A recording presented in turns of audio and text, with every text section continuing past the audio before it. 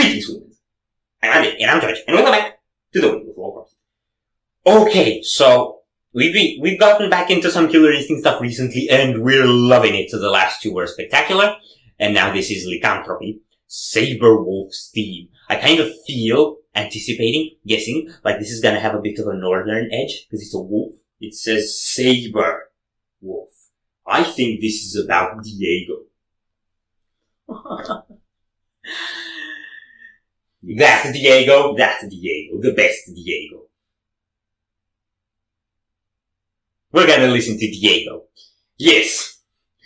And Diego is 8 minutes and 42 seconds long. Oh my god. I hope we survive this. You remember when in Ice Age 3 Diego was too slow to do his hunting properly?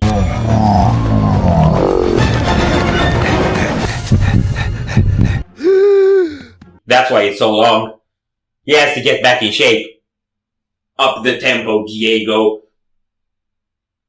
This was the worst intro. Are you ready? No!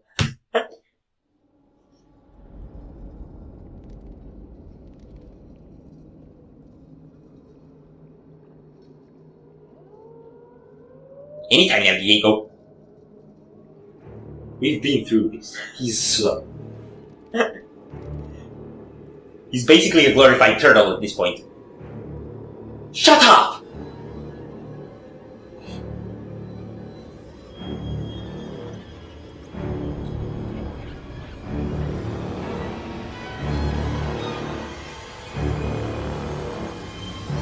Yo!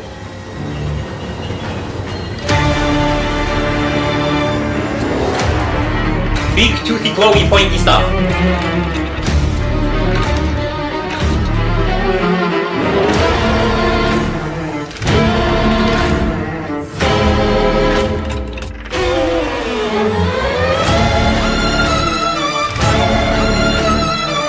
We will walk.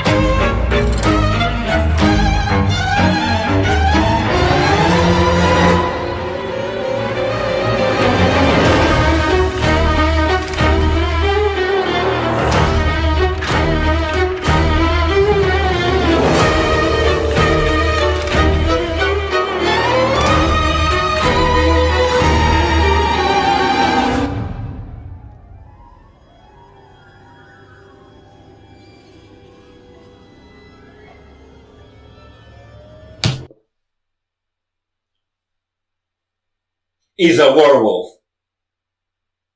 It felt like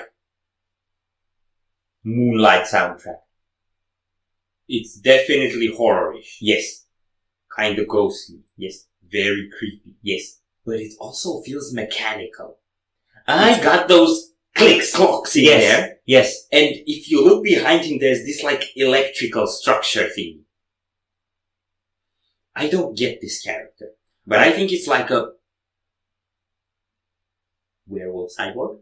Werewolf cyborg. We can say werewolf cyborg. But I love those it's basically mostly strings. I think we get some blowing instruments as well. Yes, they're blowing instruments. But mostly just strings, violins, cello. Stop laughing, it's not funny, it's factual. This is a documentary. And just all of these Flight of the Bumblebee-ish stuff. Stop being entertained. That come in and out I'm gonna stop you right there. There's nothing more entertaining than someone wanting you to not be entertained. Look at his face! It's priceless! I'm so entertained! Thanks! You should be educated. I'm spreading wisdom. I love it. He's so creative with the themes and how they interact with each other. It's almost like how you hear melodies take turns in Bach songs. Yeah. Except it doesn't have that mechanical edge that Bach stuff had. It just has click-clacks for mechanical edges. But just the way the melodies interact with each other is really, really expressive. Yeah, and how he adds volume and reduces volume and adds tension and reduces it and keeps building this suspense. It's it creeps me out. Yeah, there's also this raw element to the this raw screechy element to the way those strings feel. It's being played on old dusty violins. Yes. I like it a lot. We go. Are we gonna get riffs? Hopefully. And I'll be factual about them. Good luck!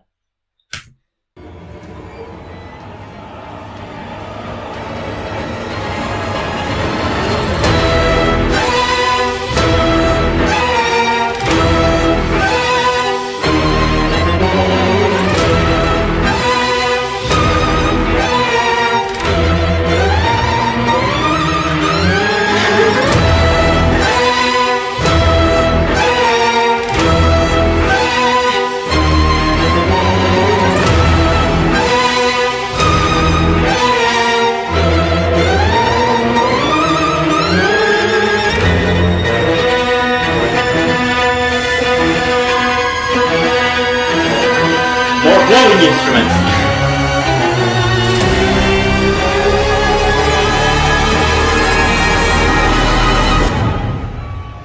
Stop.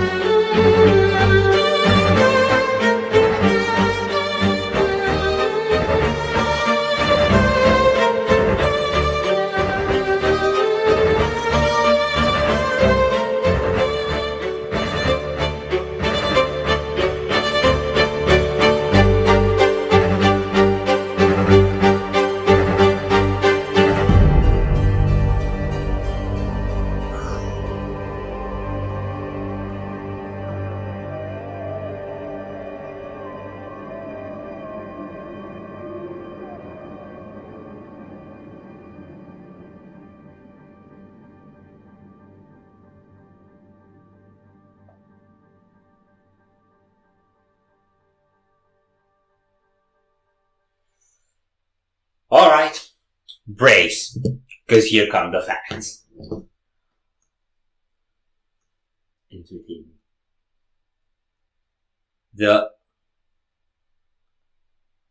I felt like after we let it go, like, everything that had been happening until that point, the first thing it did is just got a little bigger. And I think that happened mostly because of the lower end. Like, first we got like some deep cellos going, and stuff like that.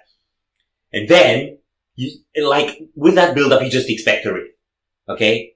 It doesn't. It goes into the longest, creepiest, atmospheric, noisy thing you can imagine. Like, it wasn't even melody anymore. Yeah, but that's just suggestive sound teasing. That whole part felt like you're hiding in a bush.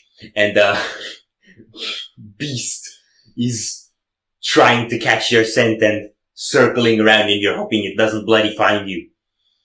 And then the last part, it was like, again, those sort of creepy violin melodies, but it felt like they're not fighting with each other anymore, all the melodies. Like, they're kind of all in sync and coherent. So that felt kind of like an educated beast.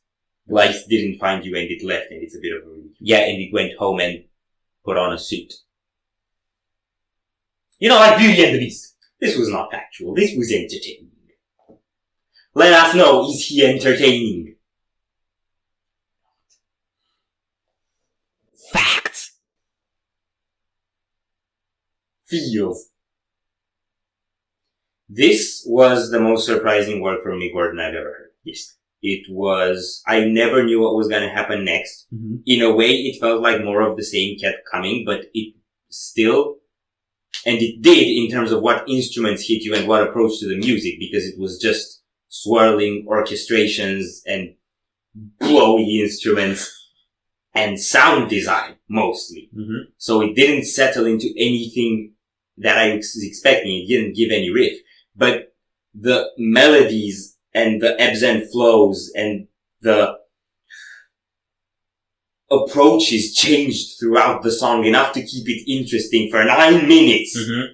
With just orchestration, I was so sucked into it. It was, oh my god. I felt like the reason why it works is because it keeps you in suspense all the time. And it's like, on a listener end, it's partly frustrating because you're hoping something will happen and it will kick in a sense. Mm-hmm. But it also feels like you're being preyed upon and you don't want to be caught, so you're actually kind of relieved when it ends without some big event. Yeah. It's like both of those sensations grappling with each other through the song, like, oh, I want something to happen, but oh, please, it's gonna hurt if it does. Yeah. So, this was astounding. Yeah, I love it. And I think we're done. Yes, we are. So if you enjoyed this reaction, we greatly appreciate the likes and shares, and if you want more, don't forget to subscribe. With bells. Thank you very much for stopping by. Hope you enjoyed your stay, and we'd love to see you back at the Windmill very soon. For sale.